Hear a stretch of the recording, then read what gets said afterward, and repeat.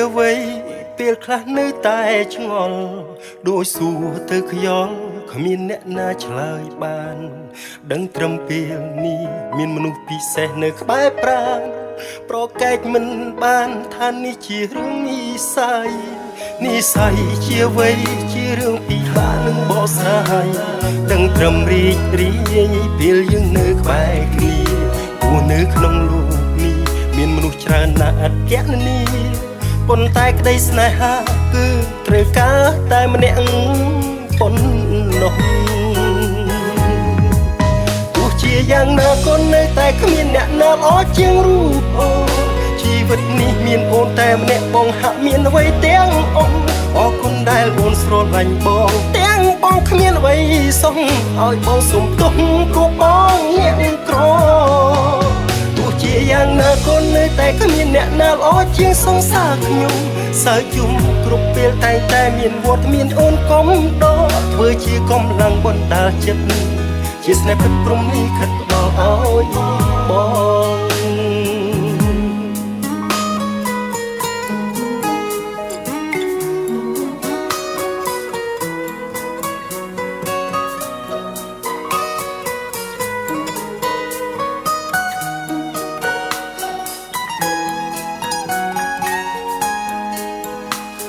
ស្នេហ៍ជាវ័យពេលខ្លះនៅតែឆ្ងល់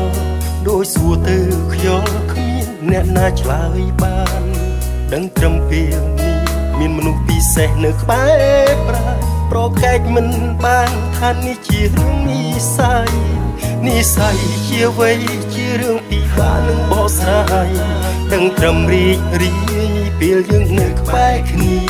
ព្រោះនៅក្នុងលោកនេះមានមនុស្សច្រើនណាស់ឥតគណនាប៉ុន្តែក្តីស្នេហាគឺត្រូវការតែម្នាក់ប៉ុណ្ណោះទោះជាយ៉ាងណាក៏នៅតែគ្មានអ្នកណាល្អជាងរូបអូនជីវិតនេះមានអូនតែម្នាក់បងហាក់មានអ្វីទាំងអស់អរគុណដែលអូនស្រឡាញ់បងទាំងបងគ្មានអ្វីសោះឲ្យបងសុំទោសព្រោះបងញាក់ក្រទោះជាយ៉ាងណាក៏នៅតែគ្មានអ្នកណាល្អជាងសង្សារខ្ញុំសើជុំគ្រប់ពេលតែងតែមានវត្តមានអូនកុំដកធ្វើជាកម្លាំងបណ្ដាលចិត្តជាស្នេហ៍ពិតព្រមនេះខិតដល់ឲ្យបងទោះជាយ៉ាងណាក៏នៅតែគ្មានអ្នកណាល្អជាងរូបអូនជីវិតនេះមានអូនតែម្នាក់បងហាក់មានអ្វីទាំងអស់អរគុណដែលអូនស្រឡាញ់បងទាំងបងគ្មានអ្វីសោះឲ្យបងសុំទោសព្រោះបងញាក់ក្រទោះជាយ៉ាងណាក៏នៅតែគ្មានអ្នកណាល្អជាងរូបអូន